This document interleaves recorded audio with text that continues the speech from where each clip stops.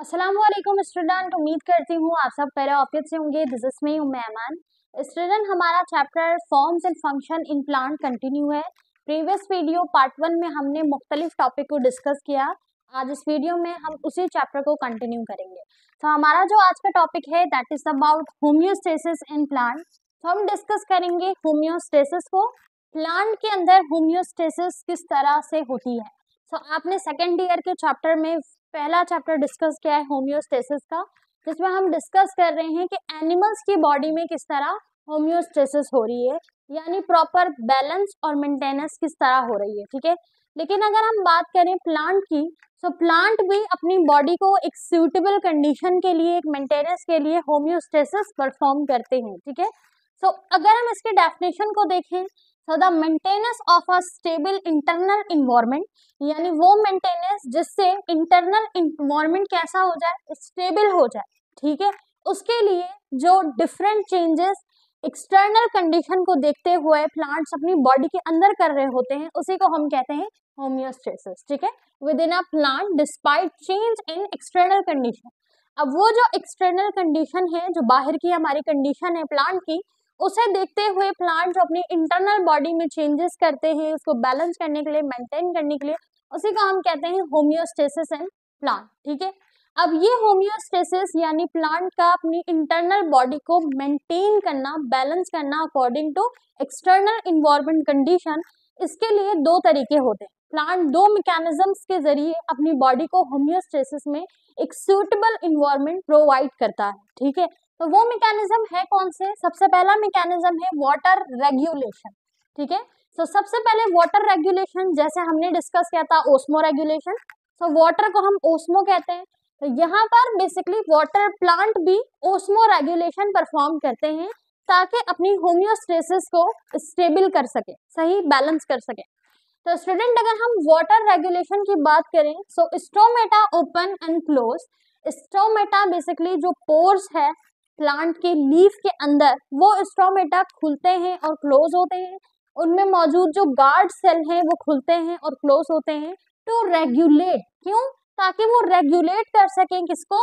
Water के loose को and gaseous exchange को, यानी गैस को एक्सचेंज करने के लिए, जैसे कार्बन डाइऑक्साइड है, ऑक्सीजन है, इन दोनों को एक्सचेंज करने के लिए, और साथ ही वाटर के लूज और गेन को क्या करने के लिए? रेगुलेट करने के लिए ड्यूरिंग वाटर डेफिशिएंसी। अब बेसिकली यहाँ पर इंपॉर्टेंट चीज है जो कि आपसे रीजनिंग क्वेश्चन में पूछी जा सकती है कि जब वाटर डेफिशिएंसी होगी तो उस दौरान स्टोमेटा जो है स्टूडेंट बेसिकली वो क्लोज हो जाएंगे टू रिड्यूस ट्रांसपैरेशन। अब ये ट्रांसपैरेशन यानी वाटर के लूज से बचाने के लिए जो स्टोमेटा है वो क्लोज हो जाएंगे, सही।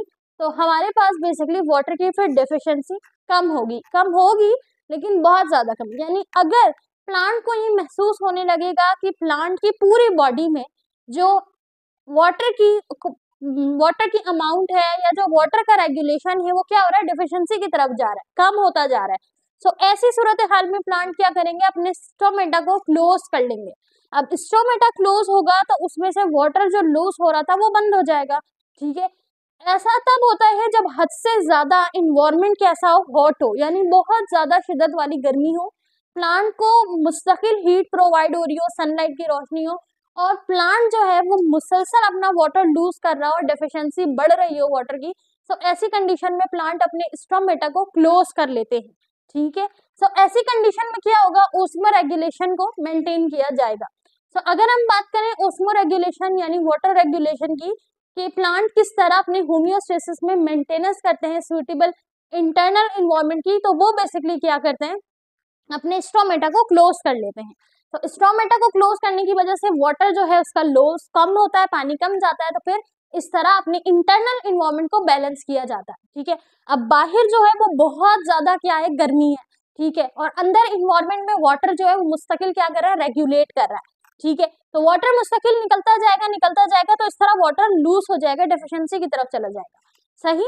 तो ये हमारे पास होता है बेसिकली वाटर रेगुलेशन। सेकंड हमारे पास जो मैकेनिज्म है होम्योस्टेसिस इन प्लांट का, वो हमारे पास है स्टूडेंट हार्मोनल कंट्रोल। हमारे पास तो नहीं, प्लांट के पास, क्योंकि ये प्लांट की बॉडी के अंदर हो रहा है। सो प्लांट पहला मैकेनिज्म परफॉर्म करती है वाटर रेगुलेशन का, सेकंड परफॉर्म करती है हार्मोनल कंट्रोल का। हार्मोनल कंट्रोल किस तरीके से, प्लांट की बॉडी के अंदर, प्लांट के अंदर एक हार्मोन होता है एब्सिसिक एसिड यानी ABA। अब ये जो एसिड है ये स्ट्रेस हार्मोन कहलाता है, सही। अब ये स्ट्रेस हार्मोन हेल्प करता है किसमें, प्लांट को रिस्पॉन्स करने में। अब ये रिस्पॉन्स कम होता है ड्यूरोफिल यानी प्रमोटिंग स्टोमेटल क्लोजर, यानी जब हमारे पास हद से ज्यादा, प्लांट के पास हद से ज्यादा डेफिशिएंसी होगी वाटर की, पानी की कमी, ये is the similar word of deficiency. Drop मतलब जब रिफ्रेशिंग ऑफ वाटर क्या हो रहा, लूज हो रहा, यानी वाटर से रिफ्रेशमेंट मिल नहीं रही हो बल्कि डेफिशिएंसी की तरफ प्लांट जा रहा हो, सही। तो हमारे प्लांट के पास एक ऐसा हार्मोन होता है जो कि उसे क्या करता है, अलर्ट करता है कि अब डेफिशिएंसी हद से ज्यादा हो रही है, तो तुम क्या करो, अपना जो स्टोमेटा है उसे क्लोज कर लो, सही। तो इस हार्मोन, ये जो हमारे पास ABA हार्मोन है, स्ट्रेस हार्मोन, ये हेल्प करता है कि वो रिस्पॉन्स करे एट द टाइम जब वाटर की डेफिशिएंसी हद से ज्यादा होगी, सही। तो स्टोमेटा क्या होंगे, क्लोज हो जाएंगे, रिड्यूसिंग वाटर लॉस, ताकि वो वाटर को हद से ज्यादा रिड्यूस होने से बचा सके, सही। तो ये दो हमारे पास इकदाम होते हैं जो प्लांट करते हैं अपने होम्योस्टेसिस को बैलेंस करने के लिए, यानी अपने स्टेबल इंटरनल इन्वायरमेंट को स्टेबल, बैलेंस और मेंटेन करने के लिए प्लांट जो है सबसे पहले वाटर रेगुलेशन करता है, उसके बाद वो हार्मोनल कंट्रोल, ये दोनों, इन दोनों की मदद से प्लांट जो है बेसिकली क्या कर रहे होते हैं, अपने आप को वाटर डेफिशिएंसी से बचा रहे होते हैं, उसमें रेगुलेशन को मेंटेन कर रहे होते हैं, ठीक है। अच्छा, लास्ट में एक की पॉइंट लिखा है आपके पास, that is role of guard cell. अब अगर हम बात करें गार्ड सेल की, गार्ड सेल कहाँ होते हैं, गार्ड सेल स्टोमेटा के अंदर होते हैं, ठीक है। तो जैसे फॉर एग्जांपल ये हमारे पास एक लीव है, राइट। अब इस लीव में क्या है, बेसिकली छोटे छोटे पोर्स हैं, सही, ये छोटे छोटे पोर्स हैं। अब अगर इस छोटे छोटे पोर्स को हम माइक्रो ऑर्गेनिज्म से ऑब्जर्व करें तो ये पोर्स हमें कैसे नजर आते हैं, स्टोमेटा की शक्ल में। अब स्टोमेटा के अंदर बेसिकली क्या होता है, स्टोमेटा के अंदर हमारे पास एक गार्ड सेल होता है, ठीक है। अब ये जो गार्ड सेल है क्या होते हैं, ओपन और क्लोज होते हैं। तो जब ये गार्ड सेल क्या होगा स्टूडेंट, क्लोज होगा तो वाटर के लॉस को बचाएगा, और जब ओपन होगा तो अपना फंक्शन परफॉर्म करेगा। अब यही गार्ड सेल स्टोमेटल फंक्शन में इंपॉर्टेंट है। नाउ हमारे पास ये जो ABA हार्मोन है, ठीक है, एब्सिसिक एसिड, ये इफेक्ट करेगा ड्यूरिंग ड्राफ्ट यानी डिहाइड्रेशन के दौरान, एंड अदर इन्वायरमेंट एडेप्शन, और मजीद इन्वायरमेंट एडेप्शन के जरिए ये हेल्प करेगा मेंटेन इन होम्योस्टेसिस। तो बेसिकली ये जो हमारे पास ABA एसिड है, ABA हार्मोन है, ये क्या कर रहा है, सबसे पहले ये रिस्पॉन्स कर रहा है, ये रिस्पॉन्स दे रहा है किसको, होम्योस्टेसिस के लिए, हमारे पास किसको, स्टोमेटा को। Stomata basically main function perform कर रहा है प्लांट का, लूज ऑफ वाटर का। तो जैसे इसको रिस्पॉन्स मिलेगा इस हार्मोन की मदद से, वो स्टोमेटा को क्लोज करेगा तो वाटर लूज कम होगा। ना सिर्फ यहाँ पर स्टोमेटा को क्लोज करके बचाया जाएगा वाटर डेफिशिएंसी को, बल्कि यहाँ पर मजीद इन्वायरमेंट के लिहाज से एडेप्टेशंस भी होंगी, यानी जैसा बाहर का इन्वायरमेंट होगा ये हार्मोन मैसेज फराहम करेगा, ये हार्मोन रिस्पॉन्स दिलवाएगा प्लांट की लीफ को, उस तरीके से एडेप्टेशंस होगी जिसकी मदद से प्लांट अपनी ऑस्मो रेगुलेशन को और होम्योस्टेसिस को मेंटेन करेगा, ठीक है स्टूडेंट। तो हमारे पास दो मोस्ट इंपॉर्टेंट क्या है स्टूडेंट, मैकेनिज्म है जो परफॉर्म होते हैं ताकि प्लांट अपनी बॉडी के होम्योस्टेसिस को, अपने इंटरनल इन्वायरमेंट को स्टेबल और बैलेंस बना सके, ठीक है। आई होप आपको ये टॉपिक समझ आया हो। अब हम डिस्कस करते हैं सपोर्ट इन प्लांट को। नाउ स्टूडेंट, हमने बात तो कर ली कि किस तरीके से प्लांट अपनी मेंटेनेंस करते हैं एक्सटर्नल एंड इंटरनल इन्वायरमेंट की। नाउ अगर हम बात करें प्लांट की सपोर्ट की, कि प्लांट को कौन कौन से स्ट्रक्चर हैं जो सपोर्ट फराहम कर रहे होते हैं ताकि उसकी बॉडी अच्छे से स्ट्रेन कर सके, ताकि उसकी बॉडी अच्छे से ग्रो कर सके और मजीद जो फंक्शन है वो परफॉर्म कर सके। तो आपसे रीजनिंग क्वेश्चंस में पूछा जा सकता है कि वो कौन कौन से स्ट्रक्चर हैं और किस तरीके से वो स्ट्रक्चर बहुत ही ज्यादा हेल्प करते हैं सपोर्ट फराहम करने में प्लांट को, ठीक है। तो सबसे पहले आपने स्ट्रक्चर के नाम बताने होंगे, देन उसका रीजन बताना होगा कि किस तरीके से वो फंक्शन परफॉर्म करके प्लांट को सहारा फराहम कर रहे होते हैं, सही है। तो अगर हम बात करें स्टूडेंट उन स्ट्रक्चर की, तो structure element which provide support in plant that is cell wall, turgor pressure and xylem tissue. तो सबसे पहला हमारे पास जो स्ट्रक्चर है वो कंप्लीट सेल ऑर्गेनल भी काउंट किया जाता है, दैट इज सेल वॉल, जो कि सिर्फ और सिर्फ प्लांट और कुछ फंजाई और बैक्टीरिया की बॉडी में पाया जाता है, ठीक है। अब ये जो हमारे पास सेल वॉल है, जो सेल ऑर्गेनल है, ये आउटर मोस्ट लेयर होती है प्लांट की, जो कि सपोर्ट और प्लस बहुत ज्यादा फायदे फराहम कर रही होती हैं प्लांट के सेल्स को, ठीक है। यानी कि हमारे सेल की अगर बात की जाए ह्यूमन बॉडी की या अदर ऑर्गेनिज्म की बॉडी की सेल की, तो उनके सेल में जो आउटर मोस्ट लेयर होती है दैट इज सेल मेम्ब्रेन, ठीक है। सेल हमारे पास प्लाज्मा मेम्ब्रेन भी जैसे हम कहते हैं। लेकिन अगर हम बात करें प्लांट सेल की और स्पेशली कुछ फंजाई की, तो उनकी बॉडी का जो सेल होता है उसकी आउटर मोस्ट लेयर जो होती है वो सेल वॉल होती है। अब वो सेल वॉल कुछ बहुत ही ज्यादा टफ स्ट्रक्चर से बनी होती है, टफ मटेरियल से बनी होती है, जिसमें बहुत ज्यादा ट्रिजिडिटी यानी सख्ती पाई जाती है, जो कि बाकी सेल ऑर्गेनल्स को, सेल को, उसकी कंपोजिशन को सहारा देने में, प्रोटेक्ट करने में हेल्प कर रहा होता है, ठीक है। तो अब ये जो सेल वॉल है, अगर आप इसकी सपोर्ट में बात करें, इसके तो आपने मजीद कंपोजिशन, स्ट्रक्चर और फंक्शन पढ़ा होगा सेल वॉल का, लेकिन हम इंडिविजुअल सपोर्ट की बात करें जो कि प्लांट को फराहम हो रही है, तो वो किस तरीके से।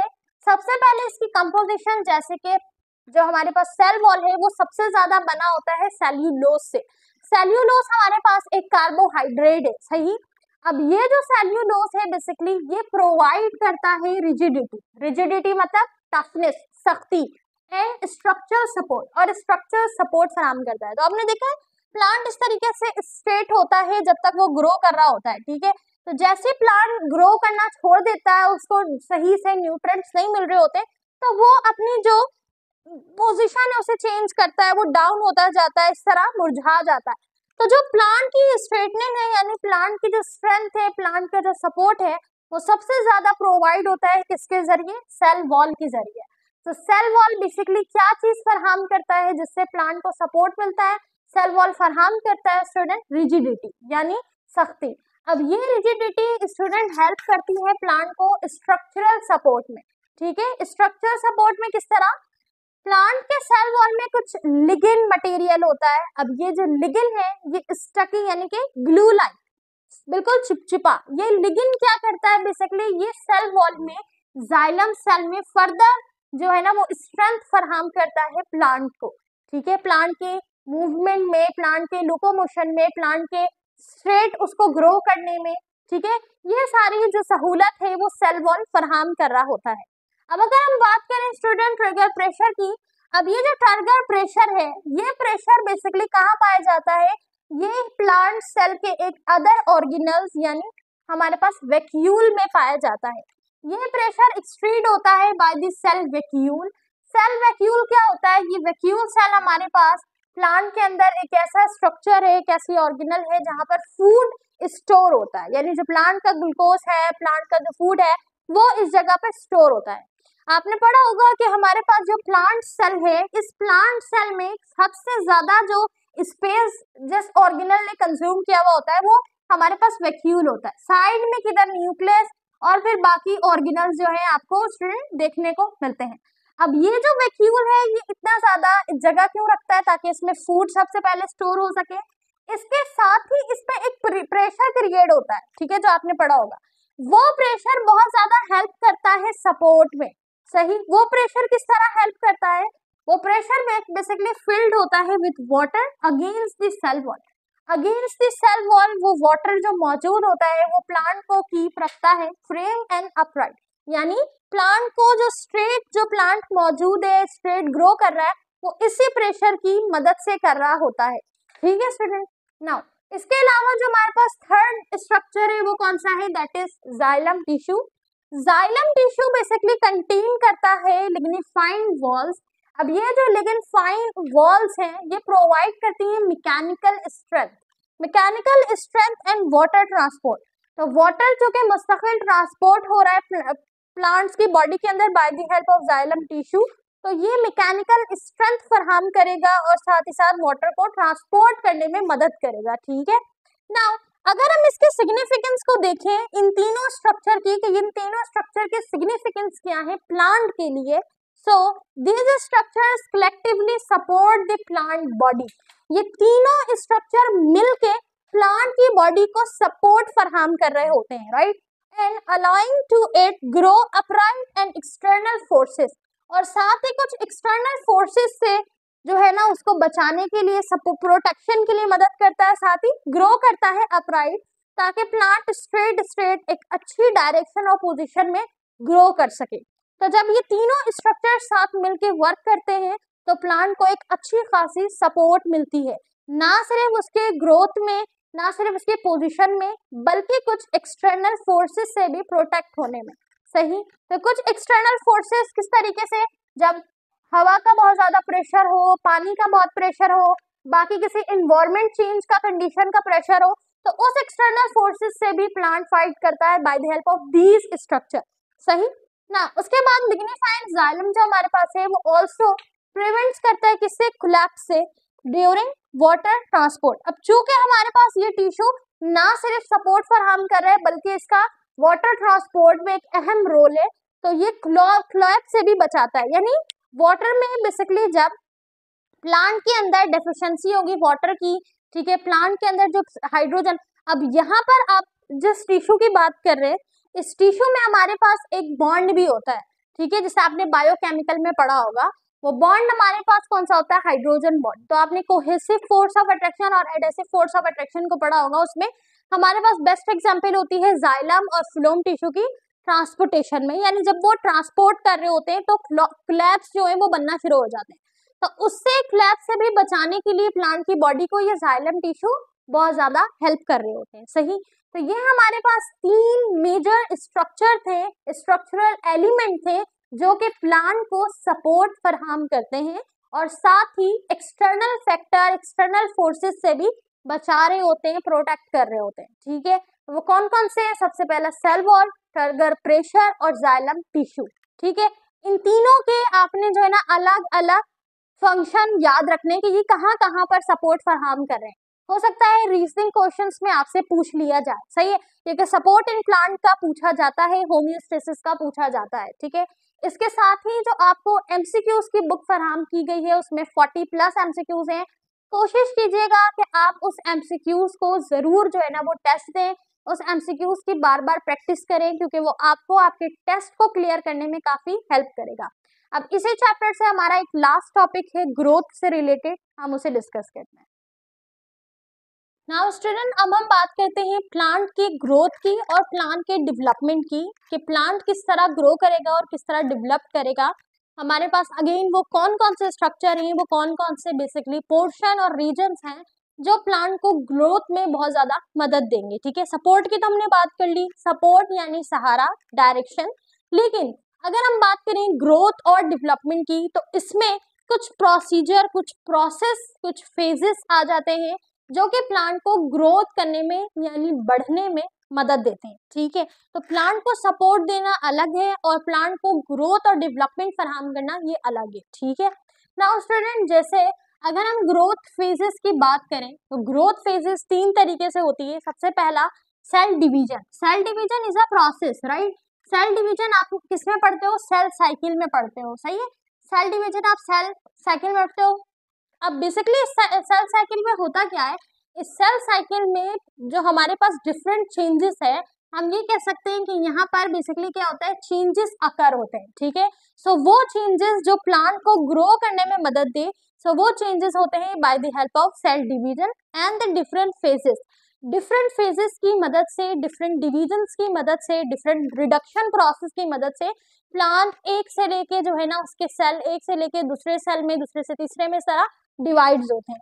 तो एक सेल से कितने मिलते हैं? बेसिकली 2 डॉटर सेल मिलते हैं। एक पेरेंट सेल 2 डॉटर सेल फराहम कर रहा होता है इंडिविजुअल। ठीक है, यानी उसमें उसका जो आइडेंटिकल क्रोमोसोम्स होता है वो भी पाया जाता है। तो आपने इंडिविजुअल पूरा प्रोसेस पढ़ा होगा सेल साइकिल में। सो यही सेल डिवीजन किस तरीके से हेल्प कर रहा होता है ग्रोथ में और डेवलपमेंट में। सो जो हमारे पास प्राइमरी अकर करता है इन मेरिस्टेमेटिक, यानी मेरिस्टेमेटिक टिश्यू का आपने नाम सुना होगा, यानी मेरिस्टेम्स मेरिस्टेमेटिक टिश्यू से निकला है, जो प्लांट का टिश्यू होता है जो बेसिकली ग्रोथ में मदद कर रहा होता है। तो मेरिस्टेमेटिक टिश्यू जो है, ये टिश्यू बेसिकली स्पेशल रीजन है, स्पेशल जगह है at the tip to root, यानी टिप किसकी, रूट की जो टिप है वहां से लेकर उसके शूट तक, वेयर सेल एक्टिवली डिवाइड। यहाँ पर क्या होते हैं? सेल एक्टिवली डिवाइड होते हैं।